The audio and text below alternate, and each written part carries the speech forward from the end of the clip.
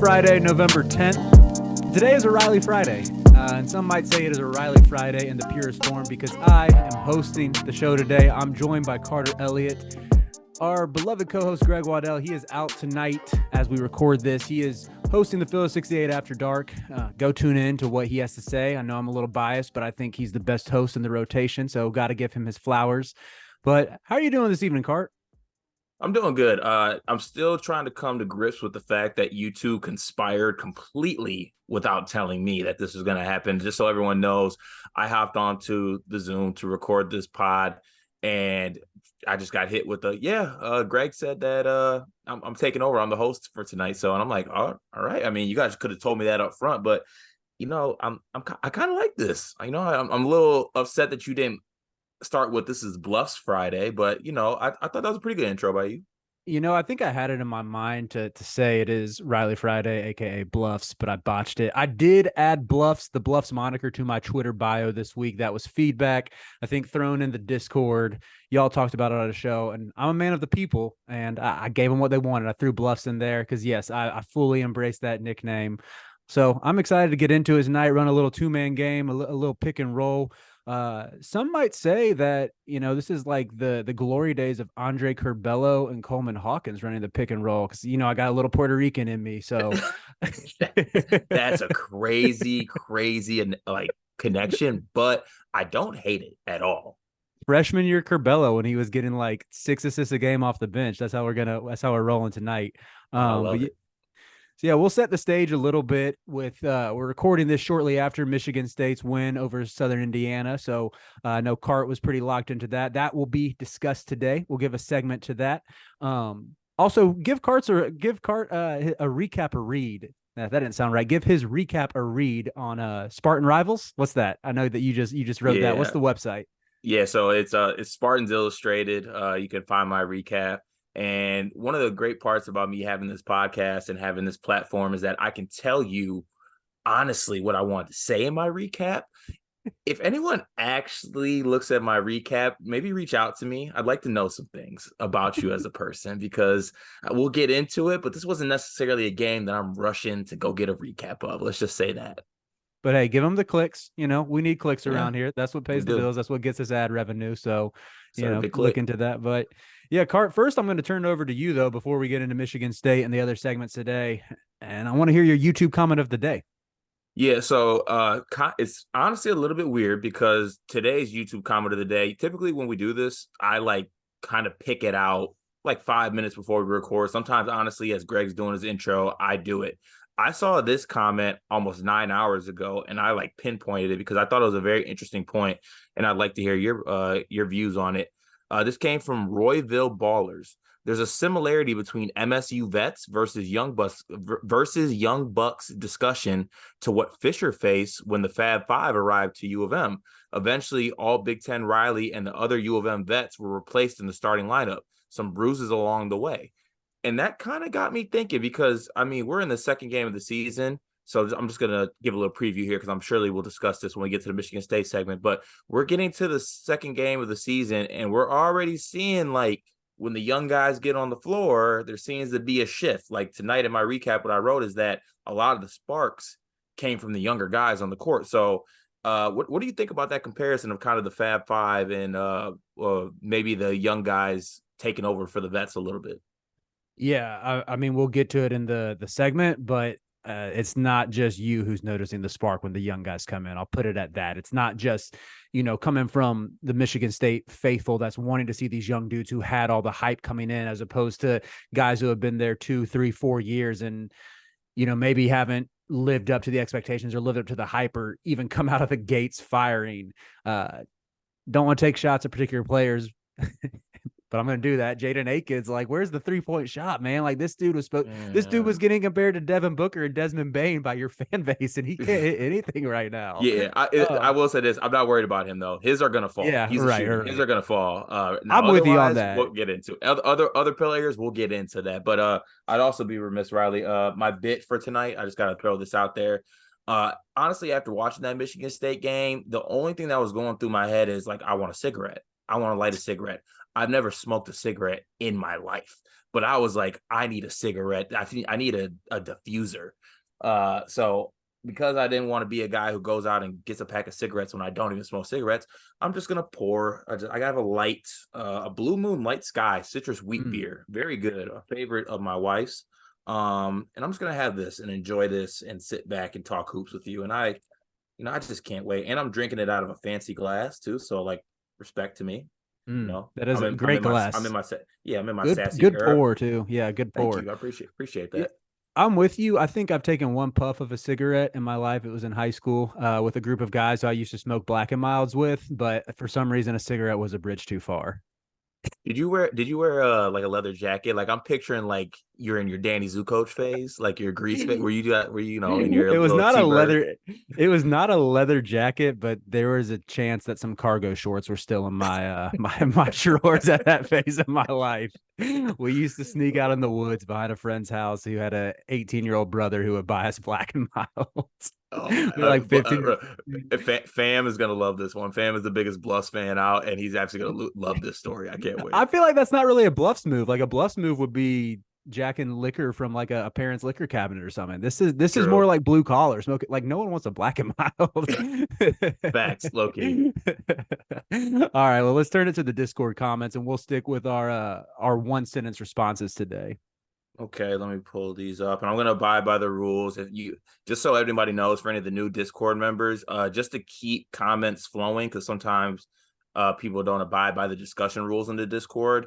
Make sure you tag at Sleepers Media so that it gets read on the show, because that's how I'm going to go through it. The first one comes from Bryce, and Bryce says, with Carter bringing drinks to the pod and him being a big Drake guy, will we see the Ondalini, the Honda Civic, a can of the orange make an appearance? Yes, it will be making an appearance soon. I have not been able to locate it around me yet, but that will be making an appearance soon. Shout out to Honda Civic. Let's see. Next, we got Travis Nelson. A Carter Elliott special. MSU needs to let the young Bulls rock. However, I'm concerned because this team makes offense look hard, and that's never a good thing. And you don't want to watch long to see that with the team, unfortunately. We'll get to that in the Michigan State segment. A couple more Michigan State ones. For everyone who did comment, just shout out to Malik Perry for commenting. I would tune into the Michigan State portion. Your comment will be answered. Fam, happy Bluffs Friday. Question for Riley. Are you a pet guy? Also, the Bluffs mantra grows as I realize your name is just Davis Riley backwards, the professional golfer. Okay, got to keep this at one sentence with semicolons. Yes, I've heard the Davis Riley comparison before. Semicolon, big pet guy, love my dog. Yep, shout out Scooby, man. And lastly, another question for Riley Davis. This comes from Tristan Freeman. Well, not really a question, that is, Riley. Just want you to say something nice about the ACC Freshman of the Year. I'm assuming he's referring to, I don't even know Carrington's first name. I just know his nickname is Bub. Bub is his nickname. I think his real name is Carlton or Kaysen. Oh, no, it's Carrington. Carrington's kind of a cool first name, but Bub is an S tier nickname. So yes, Pitt might not be that bad this year. Thanks, T.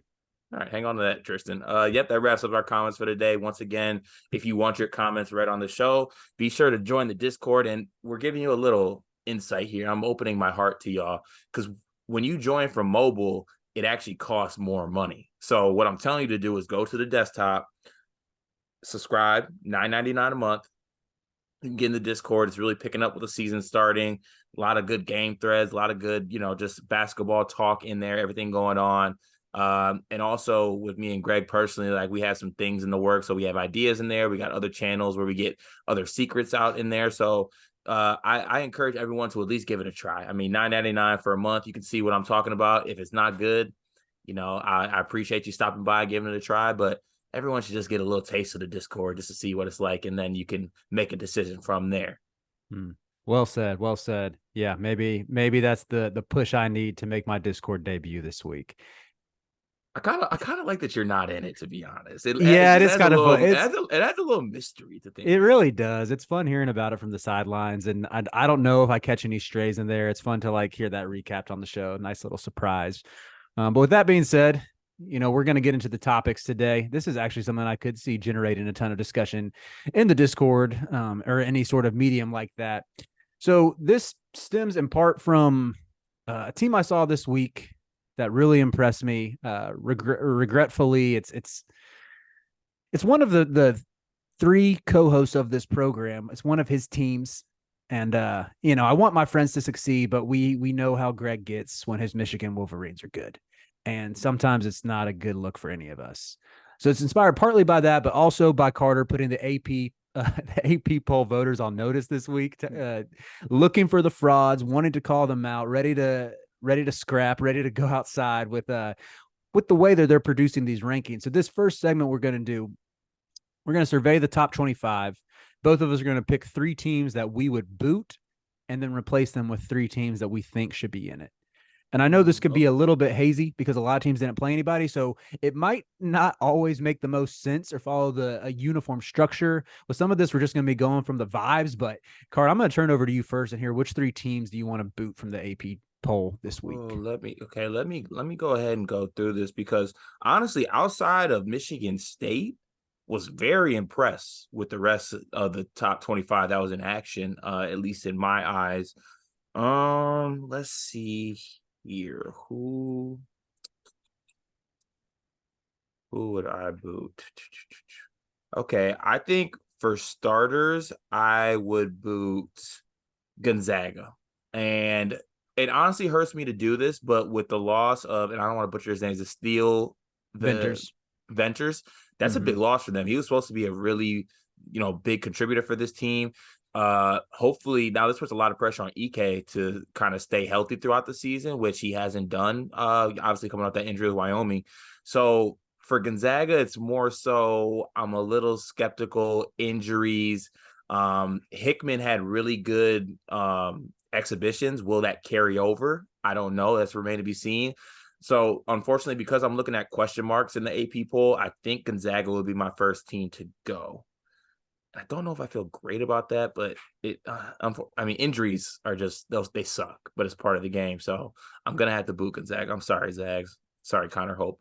Yeah, I thought about them too, man. It mainly centered around the Venters injury. As soon as I saw that, they're very thin on the wing. It puts a ton of pressure on Dusty Stromer to produce immediately, who had some I haven't crunched a ton of Dusty Stromer tape or anything, but the flashes I've seen of him in high school, his highlights look good. It seems like he's the type of guy who would fit in well there and give them the shooting they need. But yeah, I wouldn't completely boot them just because I believe in EK and I believe in Nimhard. I think being set at the 1 and the 5 gives you a nice little foundation, but I feel they got a ton of question marks on the wing. I still am not buying Nolan Hickman. I was really in on him last year. It seemed like sophomore leap would be ready to go. And again, the flashes he had shown were so good coming out of I think he played at Wasatch Academy. Maybe I'm out on Wasatch guys because I used to be really in on Wasatch guys. You're a big Roddy Gale guy. Oh, I didn't realize Roddy Gale went to Wasatch. Yeah, Roddy went to Wasatch. I know Caleb Lohner went there, and I loved him, and he's not been good. There was that dude, Robbie Armbrester, who played at Wasatch, who started out at Houston. Yeah. I thought he was going to be different, and I think he's probably playing at a Southland school now. You know who else went to Wasatch is Rigsby from Oregon. Okay, he looked good. He looked good that first night. Yeah, but he went to JUCO first, and then he went to Oregon. But he's real bouncy wing. But I think I'll do Gonzaga first. And do you want me to do my 3 teams and you do your 3 teams? Yeah, that sounds good. We can do that. Okay. Next, I think I'll go with Texas A&M. And the reason I am going with Texas A&M is because, and I might be in the gray on this one, I haven't heard an update about Julius Marble. I think a big part of their success is Julius Marble being with the team. Now, obviously, the situation hasn't been disclosed. What is actually up with him, why he's away from the team. So, obviously, hope everything is okay with him. Julius Marble being a former Spartan, I was really fond of him. I know he went back home to play for Texas A&M to be closer to some sick family members. So, hope everything is well with him. But he's a big part of that team. I think that Wade Taylor gets a lot of the kind of hype for that team, and as well he should. I mean, he's an All-American level type player in my eyes. But Julius Marble was a steady post threat for them, and he was, winning SEC Player of the Weeks in a pretty good conference. So with the loss of them, I think I would have to bump them out. I mean, they're at the 15 range, so they wouldn't have to necessarily fall off that much. But I think Texas A&M would be the next team out for me. I don't hate that pick. Consider them as well. Okay, and then you know what? For my next one, I don't want to. I don't want to do a team with an injury. I want to do a team that actually I'm just like, I'm not gonna do your Tar Heels like that. I still like where my boys are at. Not out the top 25. That's too much. Mm. I think I'm gonna go with San Diego State on this one. Because for me, I love that they got Lamont Butler back. You know, obviously they got Trammell back, Reese Dixon Waters. They got a good portion of the team back, but this team lost a lot. I mean, Jadion Lee is a guy who we're kind of just waiting to break out, waiting to break out. The breakout might never come. If it does come, it'll do wonders for San Diego State, but you don't know if that breakout is necessarily gonna come. And then you lose Matt Bradley, and then you lose Keyshawn Johnson to Arizona. And if anyone has watched Keyshawn Johnson at Arizona for these first couple games, he looks really good, and he looks like a player that could really help San Diego State. So they're at the 17 range in the Associated poll. I think I would bump them out as well. Yeah, San Diego State was actually one. That's the first one we're on the same page with that I would give the boot to. Same reasons. Lost a lot last year. I know Cal Fullerton gave them a good game. I want to say that was close maybe until like the 15-minute mark in the second half. I think San Diego State went on a nice little run and pulled away. But yeah, I think replacing gosh, I'm blanking on Kashad Johnson, sorry. And Matt Bradley, like those two dudes has sort of been overlooked because the system has worked so well under Brian Dutcher. It's going to be a great a great defense, but that's never the question to them. It's that offense that's like, how good can you truly be if you're scoring in the 40s and 50s for some games? So I'm with Right. you on San Diego State. Second one I'm going to mention, Villanova. I know that they beat American by a million. American is the 290th ranked team on KenPom. First year head coach. Like I don't really take that seriously. And it's still Mark Armstrong getting big minutes. Like he started for them and put up 6 points. And beyond that, I know it was like a 40-point win, but Lance Ware played 14 minutes, and that's about 13 minutes too many for Lance Ware. So they get knocked out based on the vibes alone around that. And I just like, yeah, I don't know if they're. I think y'all talked about the Sun. We probably discussed it together, but the transfer class on paper makes sense. Where you bring in, like I see the vision that Kyle Neptune had, bringing in TJ Bamba, Trey Burton, and Hakeem Hart, like those supposed to be the rangy athletic wings. But it's just none of like. I want to see it work. I want to see him make the pieces fit. I feel like Burton is really the only guy who is produced for a team that made the tournament. I know Hart's teams have been there, but he's sort of been like the fifth option. So yeah, that's where I'm just waiting to see a little bit longer on Villanova. The last one I am going to boot UNC, and consider, you can call this a reverse jinx if you want. I wouldn't hate it. But I went into this year thinking that Carolina would be somewhere in the 25 to 30 range. That's where I had them in my personal rankings. Like even for the Almanac, I kind of charted out my top 35, top 40. And I just wanted to see it from them. And I went into the game against Radford thinking, like, if Carolina jumps out to a 10, 15-point lead and controls from wire to wire, I'm going to feel great. Like, I'll be ready to say, like, surefire top 25 team. Because Radford actually has some really good guards. Daquan Smith played on that 31 Murray State team. Brian Antoine started out at Villanova when Jay Wright was there, former McDonald's All-American. Like, they have a legit backcourt. Kenyon Giles is their sophomore who played really well against power conference opponents last year. So I think that they might even be the favorites in the Big South now with sort of the way Asheville looked the other night. Like my concern level after that game was still pretty low. It didn't feel like Carolina almost lost it or fumbled it. It sort of seemed like they came out really a bit disconnected on defense, which I'm not completely surprised based on how many newcomers they have. It seemed like the ball screen coverage was just some miscommunications, whether they're icing, whether they were switching. So I think they'll get that ironed out, but I'm just still, again, like with Villanova, in wait and see mode with UNC. Yeah, so I'll comment on both of those. For Villanova, for me, I just can't shake the feeling that, and I'm trying to see how I want to word this. I can't shake the feeling that a lot of the players that they got, and I hate saying this, but I don't really want to give Neptune credit for getting those guys, because I truly think that a lot of those guys came because of the Villanova brand. Like they Mm-hmm. came to play for Nova. They came to play Mm-hmm. in the Big East. They came to play for Nova. I don't know if they really came to play for Neptune. Now that's to be seen. I feel like he has the pieces. This is going to be a real prove it year for me in the eyes with Neptune because he has the players. I think he can pull strings to make this a good team. I'm not saying they should be a bona fide top 10 team or a team that's in the top 25 all year, but it should be a good team that makes the NCAA tournament with the Mm-hmm. pieces that they have. But that will require him to pull the right strings and to put players in the right position. And when you look at this team, it just seems like they did get some good pieces out of the portal, but a lot of the pieces are kind of the same. Like you just got a bunch of wings, and then Lance Ware. And then obviously you have Eric Dixon, who has proven to be a good Big East big man and can honestly do a lot of things. And then Justin Moore as well. But Justin Moore, you bring in all these guys who are somewhat redundant to Justin Moore, unless you kind of want to make him a point forward situation, which they try to do. Don't know if that's what's actually best for his game. So there's just a lot of question marks for me with Villanova, from the coach to how the team fits. And if I can take away anything from some of these first games that I watch, is that fit means a lot more than people give credit for. Like I know a lot of people like watch this and are like, oh my God, all they say is fit, fit, fit. The guys are talented. It'll work.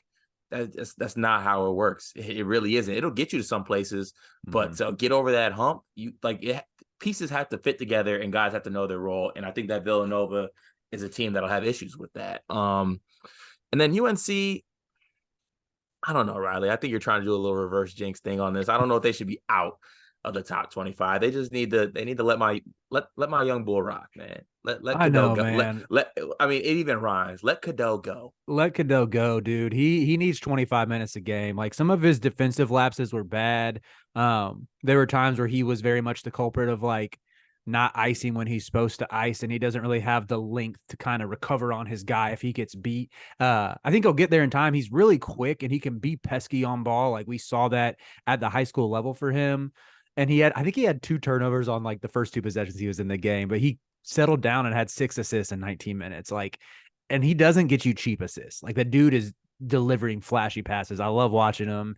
And I think like he's going to raise RJ's ceiling too. Like the Yeah. more minutes he and RJ can get together, it just makes so much sense that he's going to like RJ's going to get so many wide open threes if Cadeau is like collapsing the defense on driving kicks.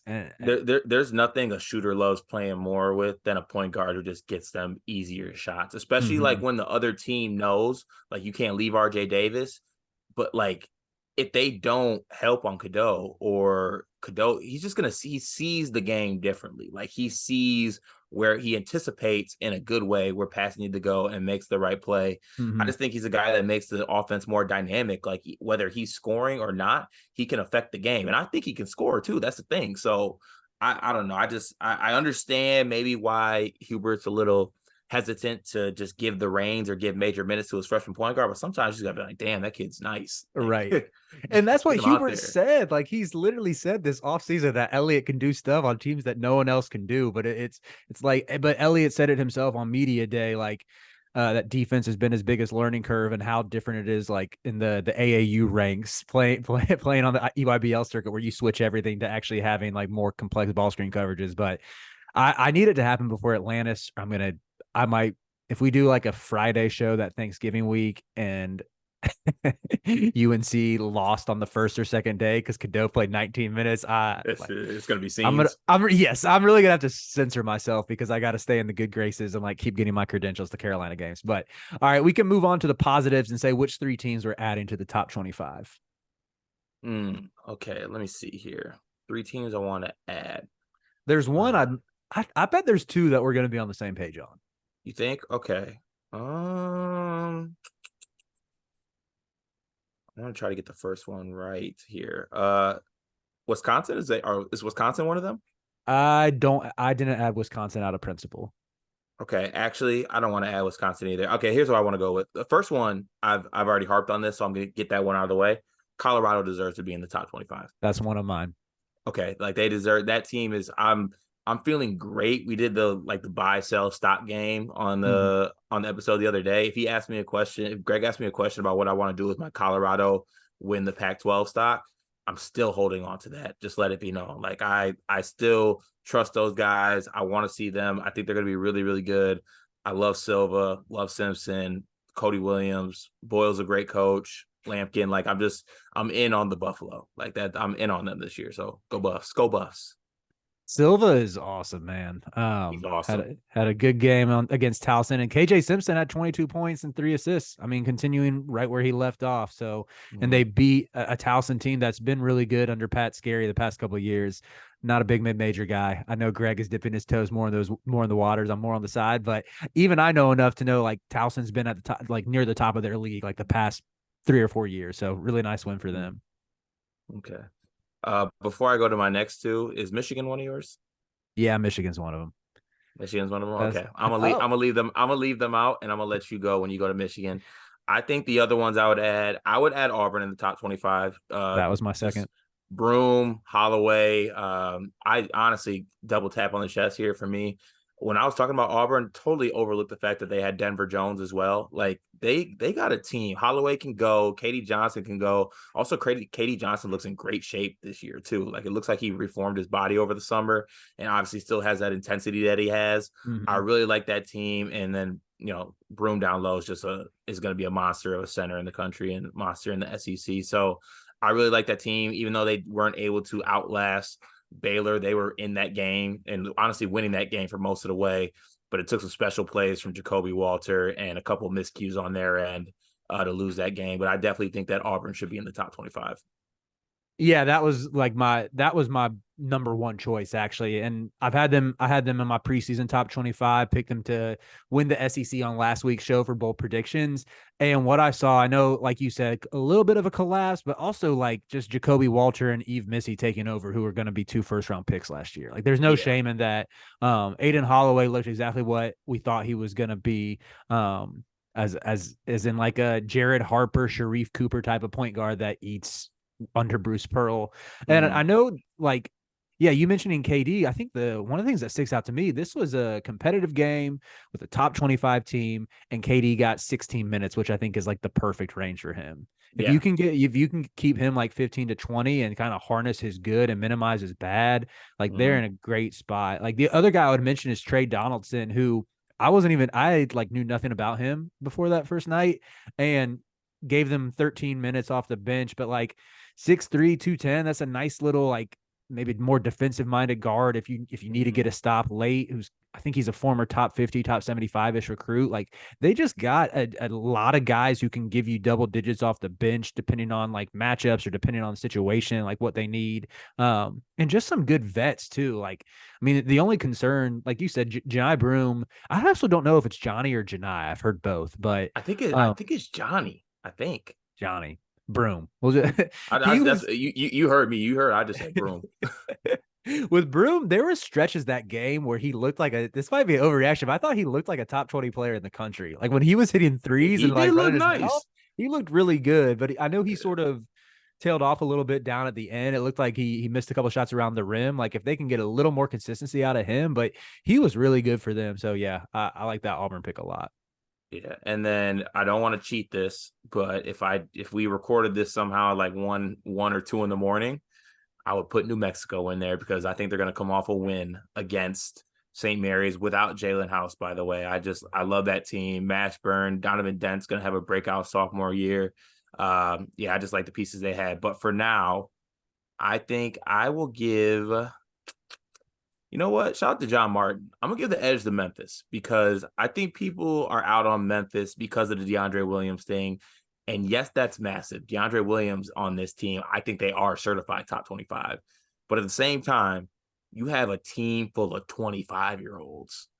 That wins in today's day and age. That's literally what it is. Like I know that they are talented too. They got some talented kids like Jaquan Walton. I think he's talented. Javon Quinterly, he had a down year last year, but 2 years ago before he got hurt at Bama, he was an integral part of a really, really good basketball team. I believe they were a 2 seed that year, honestly, in the tournament, if I Mm-hmm. remember correctly. And then they got Jordan Brown on the team. They got David Jones. They still got a really good team. They got an old team. I think they're going to have a really good year. I think they deserve to be in the top 25.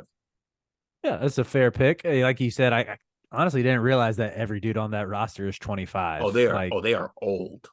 old, Like they're old. still really old even without DeAndre Williams. Yeah, DeAndre Williams brought it down from like average age 27 to average Yeah. age 24. Yeah. Well, yeah, like you said, Michigan is my third team. And I'll throw in Mississippi State in the mix for someone that was considered. They looked Um, good last night. yeah, I know Arizona State looked really bad, but like they might just be terrible. But Mississippi State, that defense is going to be disgusting. And the fact that who was that dude, Trey something? Trey It was like Ford, was a JUCO UT dude. Martin transfer. Okay, he played at Yeah. JUCO after I had Go never. started at UT Martin, went JUCO, and now he's at Mississippi State. Shout out to Brandon Goebel on that one. He shouted that out. Shout out him. That's insane, man. Like, I guess those are the type of dudes that Chris Jans thrives with. Like, I Yeah. watched the first half of that game, checked the box score at some point this morning, and just assumed that Andrew Taylor, the Marshall transfer, lit them up or something because that was their big get. And I saw he played like 10 minutes and didn't really do Yeah, anything. So that's the thing. Like, and honestly, I was thinking about doing Mississippi State too because they did this without Tolu, they did this without Shaquille Moore, mm-hmm. and Andrew Taylor. Honestly, looked overwhelmed by Arizona State a little bit, kind of being the up transfer. You know, Right. it's a different level playing against those type of athletes. And they still dominated this basketball game. They looked really good. I love that freshman Hubbard. Like he was not afraid at all. I believe he was a former Houston commit, maybe if I'm not correct, or maybe a former Ole Miss commit, actually, maybe. But yeah, they got a good team. Jan's got something there. They check, and like they're doing this without their best player. Like Toulouse Smith is a monster. Jans is a great coach. I mean, you see it that like as soon as he left New Mexico State, it turned into like, oh yeah, tough like times. the worst stereotypes of New Mexico from Breaking Bad. You know, like 10, it's like dudes getting charged with 10 felonies yesterday. So honestly, 100 times worse than that. But yeah, I'll speak about Michigan and like. Thought I might dodge this because Greg's not here, but I I know, appreciate you carrying the torch for the Wolverines. hey, Go I ahead. won't be obnoxious about it like Greg will, but I like they do this like every other year where they come out of nowhere, have a really good non-conference, and I wouldn't be surprised if this is the start of that with beating a really good Asheville team. I think part of this could be because I love Olivier Kamwa for what he did to Duke. The fact that he ended their season, had 27 points, and put Kyle Filipowski in a pack, like sent him into the surgical room to get some Justice Winslow hips. Like Kamala is my guy. I thought he looked so good, and just like that athleticism is a game changer. I think it's going to be a game changer in the Big Ten too. 5 dunks in one game as a 4. Like it's not just a 5-man who's a run and dunk specialist or something. Doug obviously looked great. Y'all talked about that ad nauseum. And I think the big thing is just putting up 99 points, which is like 1.4 points per possession on UNC Asheville. Like, I know this because I covered the Big South for the Almanac. Asheville had the best defense by far last year in the Big South. Really? And with that same lineup, same dudes? It's most the same dudes. They lost their second best player, Tajon Jones, who was like the all-time leading scorer Asheville history, knockdown shooter, about 6'3", 6'4", if I'm not mistaken. So that's the one knock is like they don't have that same firepower like on the wing without him. They still have Drew Pember. They still have a ton of a core that won their league last year. And just the reason why I think it matters for Michigan, aside from how good the offense was, watching that game, they dismantled Asheville within the first 10 minutes in a very similar way that UCLA did in the tournament. And that was where like UCLA, I think when they were healthy last season, we considered them a top 10 team, one of the best teams in the country. And watching Michigan beat Asheville like that in a similar fashion, I'm not nowhere near ready to say they're going to be a top 15, top 10. But like if they hover in that 20 to 25 range this year, I think kind of like Greg said, that top 4 is enough between Doug, Burnett, Kamwa, and Terrace Reed. If you can get Terrence Williams to know his role, if you can get some nice performances here and there from Trey Jackson or my guy Yo-Yo, I still love Yusuf Kayat and want him to succeed. I think that's enough. Like if you have 4 really good starters, that can keep you a back end top 25 team and like solidly in the 5 to 6 range consideration for the tournament all season. Yeah, and I hate to sound like a broken record on this because I did state this last night, and it's centered around what you just said. Like that 4 is good enough that if they play not even to their ceiling, because I feel like last night those guys played, or the other night when they played Asheville, those guys played to their ceilings. Doug did, Olivier for surely did, Namari somewhat did, and Terrace kind of padded his stats towards the end to kind of play to his level. But like if you get those four guys to give you something and play to a good level, you really don't have to worry about depth as much as you think. And then like whatever you get outside of that is just like a welcomed addition. Like whatever you get from Trey Jackson, whatever you get from Terrence Williams, that's just like all right, cool. Yep, I'm with you on that. So Go we'll Johnnies, by the way. go Johnny's. Yeah, they play St. John's next. I thought they have Youngstown on Friday. When do they Oh, play? you're right. You're right. Go Go Penguins. Penguins. Go I Penguins, and then go Johnnies. Okay, I'm sorry. I can't cheer for St. John's. I've ranted about them before. Come Like, I on, hope man. I need Michigan to pack St. John's up. Dude, Oh my god. let's let Greg be happy for like 3 weeks. Once they get to Atlantis, like they'll start losing, hopefully. Like let's let Greg have his victory laps. And if they lose to St. John's, you get to tweet out your Rick Pitino meme about him being T-Mac on the Hawks. Okay, you're true. Okay, that's true. Okay, that's true. All right. This will be the real test to see if Greg listens to this. We'll let him get his hopes up, let it build, and then we get to be there preying on the downfall of Michigan and Atlantis. Okay, that agreed. All right, let's move on. Staying in the Mitten State. I don't know what y'all call Michigan. Yeah, the Mitten. The Mitten, sweet. Yeah, Look at me know a Midwest lexicon. We'll turn over to your team, to East Lansing. Michigan State with the win tonight. I can't remember the final score. I think it was by 23 points. 74-51. 74-51. Cart, I know you and Greg talked about that yesterday. That was a big forecasting to see how would Izzo respond, how would the veterans respond, what tweaks would he make. What did you think of what you saw tonight? Okay, I want to make this and this is an honor to Greg by using this word. I want to make this unequivocally clear that Southern Indiana is one of the worst teams to grace a Division I basketball court. They just transitioned into D1 a couple years ago. I believe 2 years ago it was. Last year was their first year in D1. Last year was their first year in D1. Okay. So eventually Southern Indiana down the line, they might have something. This year, this is a team we should have ran by 40 if we are who we think we are. Now let's take a step back because we are not who we think we are. There's a couple things I want to address about this game. Shooting, for one. Through 2 games, I believe the stats are we are 3 for 33, 3 for 34, maybe. Something around that. I think it's 2 for 33. 2? Yes. It is 2 for 31. 2 for 31. It is 2 for 31. I believe Trey Holloman hit one, and then Tyson Walker hit one tonight. And Nick Sanders, the walk-on, actually had one rim out tonight. He was one of those 3-point snipers. That's where we're at in our Michigan State fandom right now. They're a concern for me. Like the shooting is a concern. Don't get me wrong.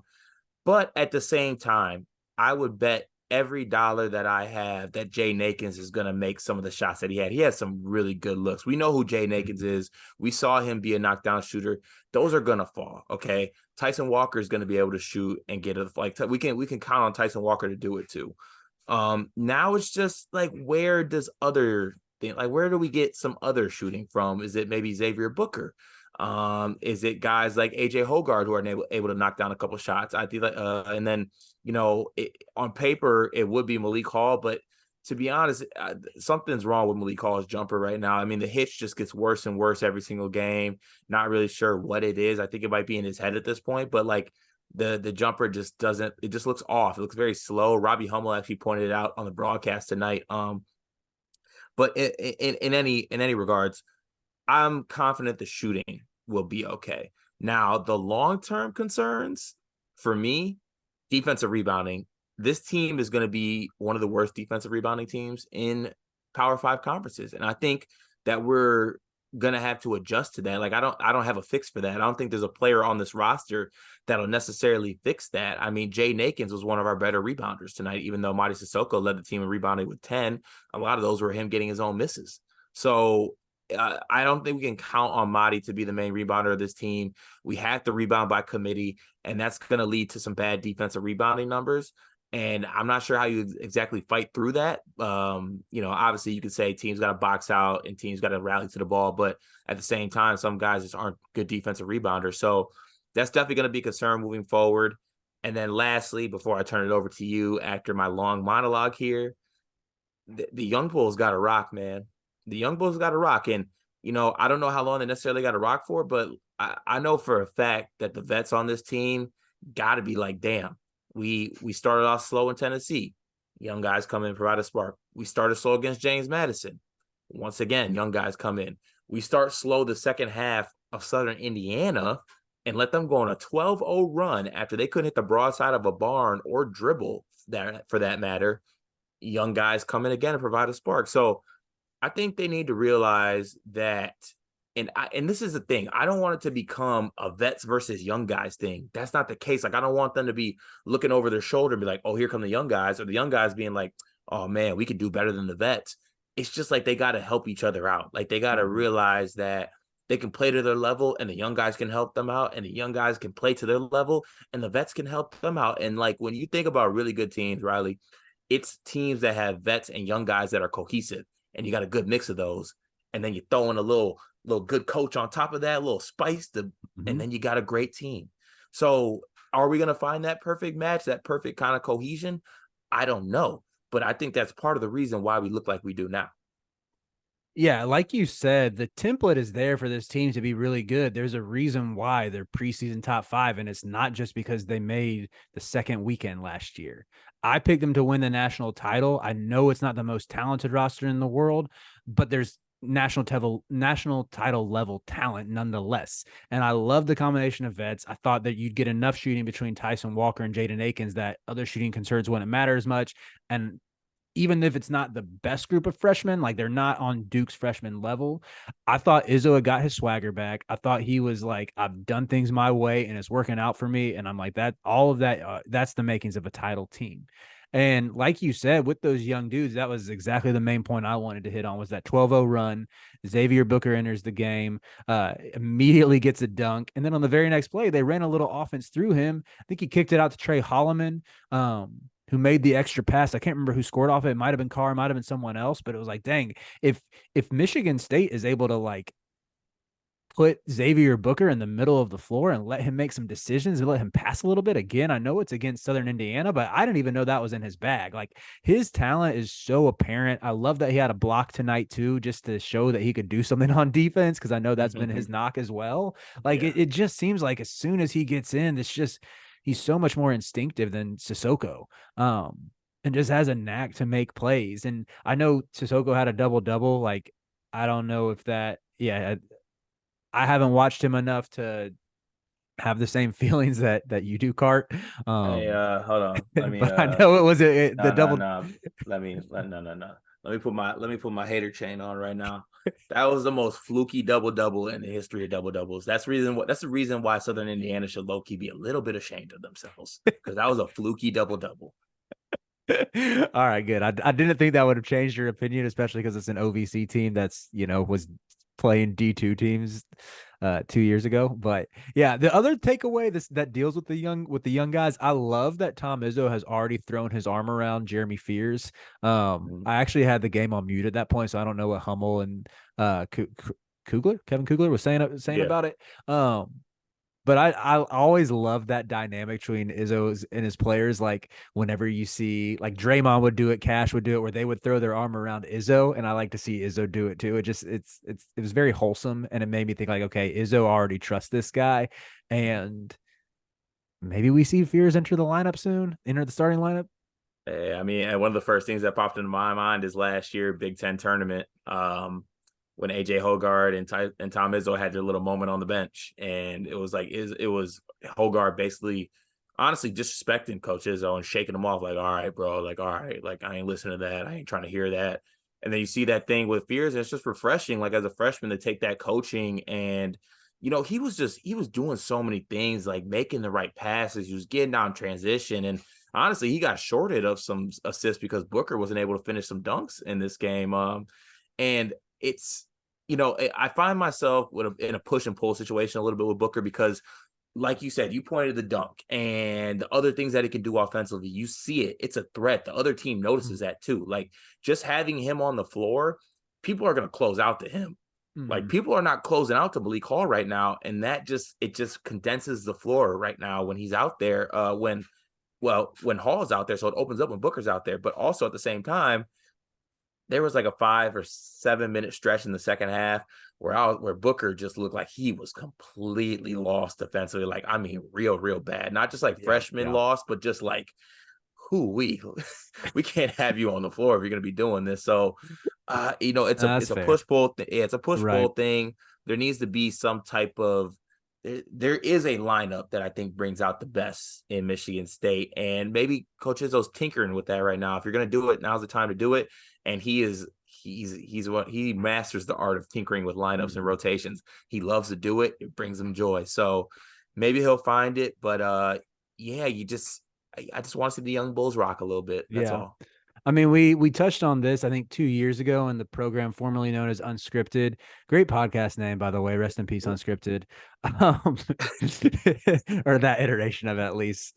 But when Roy Williams showed up to that Michigan State game, his first year of retirement, I feel like he and Izzo are very much of the same ilk because Roy would do the same stuff in the non-conference against these.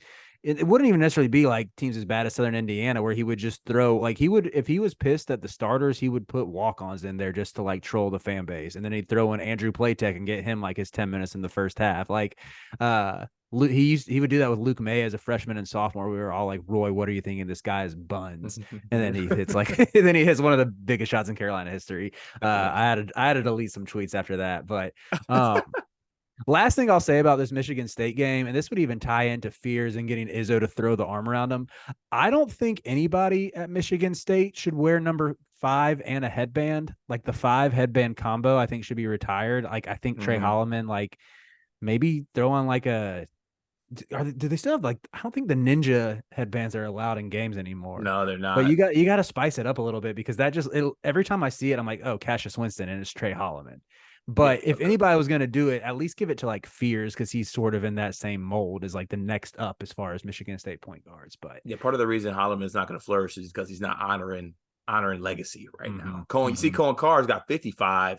He's got a 5 in there. Carson Cooper's got a 5 in his number, but they respect the singular 5. Holloman's not respecting the singular 5 right now. All right, let's move on more to my neck of the woods and talk the biggest matchup of the day. Really has a chance to be the game of the non-conference season, at least this far. Could end up being like probably one of the best 5 to 10 games we see this year. It's Arizona on the road and Cameron Indoor at Duke. I will be in the building. Looking forward to that. Hey, I know the Field of 68 is doing a live show afterwards that I was not invited on, but I've already told Jeff Goodman and Rob Doster if Arizona wins, I'm coming on the show. And I think they think I'm joking, but but I will I'm be there. there. I will be there. I will be there, especially if Caleb Love drops 30 plus. I am still claiming that as a UNC win. Like that's what I do. But yeah, I want to talk a little bit with this matchup. What are you most looking forward to about it? And what do you think is going to be like the X factors, like the key for Arizona to win or the key for Duke to win? Yeah, well, first of all, I want to shout out to Arizona for actually doing this. Like the fact that Arizona's going to Cameron for did they have their first real game or they still do exhibitions? I think they had their first real Yeah, game, right? they played Morgan State and beat them by Morgan like State. 70. Okay, yeah, true. So like first of all, credit to them for actually going to Cameron. I respect not ducking the smoke. And like you said, Facts. this is going to be a really good matchup. Flip has been one of the scariest players to me this year already because in everything that I watched him, whether it was the blue and white scrimmage for like Midnight Madness or the exhibition games, like I am actually looking into the fact that doctors might have cheated by giving him a new hip because he's a bad man with that. Like he was bad last year, but new hip flip is It's scary. insane. It's It's just insane, man. I hate it. man, and Roach is so and Roach and McCain. Do you know Mark Mitchell's playing in this game? I haven't seen that. I haven't looked. I need to look it up. Okay. Okay, because I think that'll actually play a factor. But even though even beyond that, I think that the true I it might be the easy cop out here, but I feel like it's going to come down to what guards play better. Like Mm-hmm. you got Bradley, you got Boswell, and you got Caleb Love. Like I think it's going to come down to those guards versus versus Duke's guards. Mm-hmm. Honestly, I think that's what it's going to come down to. And then at the same time, like is Balo going to be able to hold his own against Flip? And that's also going to be an X factor, I think, just because Balo is probably going to have to guard Flip on the perimeter a little bit. Ballo's pretty good at moving his feet for a big fella, but Flip's a different animal. So it's gonna be a really, really good game. If I had to make a prediction, honestly, I think that Duke wins the basketball game just because of how they're looking. They're at home. Um, but I'll never doubt Caleb Love coming into Cameron. I'll tell you that. Yep. Yeah, and I actually think, maybe I think we'll see Ballo on Flip some. But if Mitchell's out, then Ryan Young's probably starting at the 5, which Yeah, that would. Umar Ballo is going to start the game. He could start the game with like 8 straight points if Ryan Young is on him. Like, I don't think Ryan Young can't check Ballo, especially Mm-hmm. with having guards that know how to get him the ball. But I think if there's any defensive player that can frustrate Filipowski this year, Kashad Johnson is in that mold. Great athleticism, good length, really smart defender who's come from a great system in San Diego State. Like, that's the archetype for what you want to slow down someone like Kyle Filipowski. So I think I would assume that Tommy Lloyd's going to try to get him on Flip for the majority of the game. But yeah, I think that'll be a huge swing factor. And then I'm honestly just kind of struck by how even the like guard matchups seem to be when you have like both teams have 4 guards that they can run through between like Bradley Boswell Love and Pella Larson for Arizona, and then Roach, McCain, Foster, and Proctor for Duke. Like that's going to make for some interesting matchups. Honestly, I think Caleb Love's defense could play a big role in this. Like last year, the big knock on him was his off-ball defense, and he like told me that once and admitted that like sometimes he had fallen asleep, like getting around screens. If he's on Jared McCain and McCain is running off of screens, like you can't let him get hot in a big game in Cameron. Such a tough place to win. They went undefeated there last year. But then again, Love can make up for it on offense. Like there's a decent chance he could get hot, go off for 25 plus points. I was crunching some numbers today to get his career averages against Duke. He's 4-3 against Duke. Don't forget that, Duke fans. Caleb Love left UNC with a winning record against Duke, even after they swept us last year. In 7 games against Duke, averaged 17.7 points, 4.9 assists. So he's averaging about 18 and 5 in against Duke for his career. Now his shooting percentages, it's kind of been the story of his career, a little more bleak, only 40% from the field, 30% from 3 in those career games. But yeah, he's obviously had huge games against Duke before. And I think that's going to be the main storyline, but I don't, if you really get into it, I think like the front court battle is going to be equally as fascinating. Yeah, it's going to be a great game. Like first of all, I'm jealous you're about to be in Cameron. That game's going to be rocking, I can't and wait, man. it's going to be a great basketball game. And yeah, I don't know. I feel like in moments like that, just because of who the guards are too, like Tyrese, like just the Tyrese Proctor and Caleb Love storyline. Like he leaves Duke. I mean, sorry, he leaves North Carolina after battling with Duke all those years at North Carolina, and then he's coming back to face Tyrese Proctor, who is everyone's been talking about Tyrese Proctor, first team All American, all this hoopla. You don't think Caleb Love hears all that? Like he's a player who hears that and relishes in shutting that talk down. So it's going to be a great game. All right. Well, I'm sure we'll talk that on Monday. Or I won't be there. I'm sure y'all will talk it on Monday, but maybe I'll crash that. Honestly, I have the Zoom link and make a little cameo appearance.